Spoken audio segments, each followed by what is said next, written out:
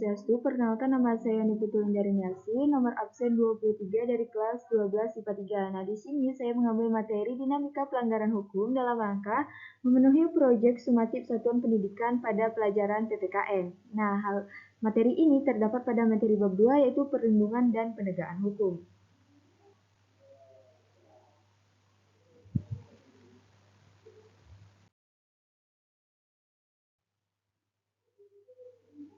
Nah, berbagai kasus pelanggaran hukum. Pelanggaran hukum yaitu tindakan seseorang yang bertentangan dengan aturan yang berlaku. Pelanggaran hukum juga merupakan pengingkaran kewajiban warga negara yang terdapat pada materi pada bab sebelumnya yaitu hak dan kewajiban warga negara. Nah, ketidakpatuhan terhadap hukum disebabkan oleh dua hal, yakni yang pertama itu pelanggaran hukum oleh si pelanggar sudah dianggap sebagai kebiasaan. Si pelanggar ini menganggap bahwasanya hal yang dilanggar tersebut sudah lazim dan sudah biasa dilakukan. Yang kedua itu hukum yang berlaku sudah tidak sesuai lagi dengan tuntutan kehidupan. Nah, contohnya di sini itu karena adanya lembaga penegakan hukum yang lemah di Indonesia, maka si pelanggar menyepelekan hal tersebut kemudian melakukan berbagai kasus pelanggaran hukum. Nah, berbagai kasus pelanggaran hukum dapat dilakukan yang pertama di lingkungan keluarga yaitu tidak mematuhi orang tua, yang kedua di lingkungan sekolah yaitu mencontek, dan juga di lingkungan berbangsa dan bernegara contohnya tidak membayar pajak. Macam-macam sanksi atas pelanggaran hukum. Nah, untuk mencegah terjadinya tindakan pelanggaran terhadap norma hukum, maka dibuatlah sanksi dalam setiap norma sosial. Yang pertama yaitu norma agama, mengatur hubungan antara manusia dengan Tuhan dan juga sesama manusia.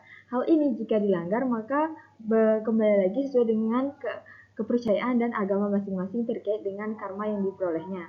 Yang kedua yaitu norma kesusilaan, yang mengatur tingkah laku atau perbuatan seseorang yang berasal dari hati nuraninya.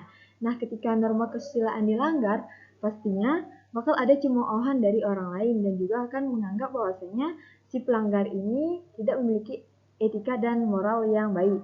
Nah, yang ketiga itu norma kesopanan, yaitu mengatur segala bentuk tindakan yang dianggap sopan maupun tidak sopan di dalam masyarakat. Nah, hal ini ketika dilanggar pun pastinya akan mendapat dikucilkan dari masyarakat dan berakibat bisa saja si pelanggar ini mengalami stres karena tidak bisa bersosialisasi dengan masyarakat karena telah dikucilkan karena melakukan hal yang tidak sopan. Yang terakhir yaitu norma hukum, mengatur perbuatan yang berisi tentang perintah atau larangan yang diterapkan oleh pemerintah atau lembaga hukum yang terdapat pada kehidupan berbangsa dan bernegara. Next. Nah, yang terakhir yaitu pelanggaran dan partisipasi dalam penegakan hukum di lingkungan berbangsa dan bernegara. Contoh pelanggarannya itu tidak mematuhi rambu-rambu lalu lintas, tidak membayar pajak, dan juga melakukan golput pada saat pemilihan umum, padahal sudah mempunyai hak pilih.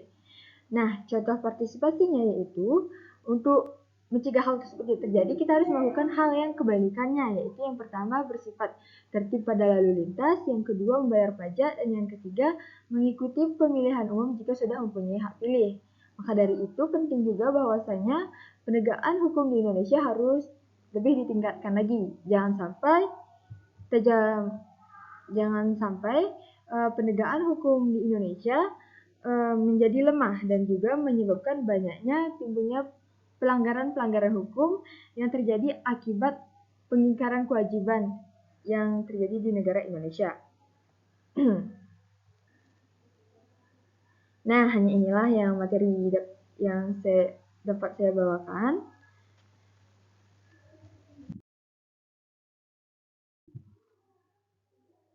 Mohon maaf jikalau terjadi kekurangan dalam pencapaian materi maupun kekeliruan penyampaian. Akhir kata saya ucapkan terima kasih. Om Santi Santi Santi Om.